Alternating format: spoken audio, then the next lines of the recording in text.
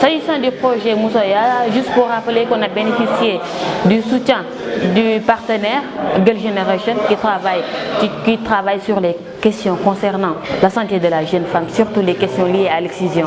Et s'agissant de Moussoya, nous savons qu'il y a un travail qui est en train de se faire et qui se fait depuis un bon moment, mais on a senti le besoin là de prendre les choses en main et de parler de l'excision et de mener notre propre combat par rapport à ça. Et en général, c'est ce qui justifie aujourd'hui notre partenariat avec Girl Generation, mais aussi le pourquoi, le choix de la thématique concernant l'excision. C'est un sujet d'actualité, c'est un sujet qui nous concerne. Je pense que le choix des imams n'a pas été fortuit, vu aussi il faut rappeler qu'au Sénégal, on est un pays où la religion a un poids social assez important.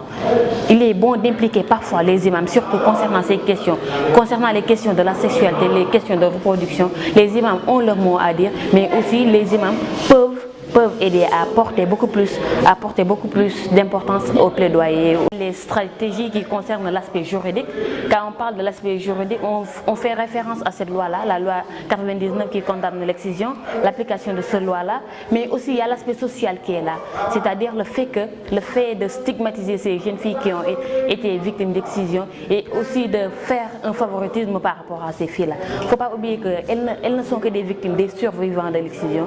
Il faut qu'il y ait une insertion de ces filles-là dans la société et aussi une meilleure prise en charge de ces filles-là. Mis en part l'aspect social et juridique, mais aussi l'aspect sanitaire qui est là, l'aspect santé, il y a des conséquences, il y a des conséquences néfastes liées à cette pratique-là. Nous voulons lutter contre ces conséquences-là et aussi aider nos jeunes sœurs, comme on l'a dit tantôt.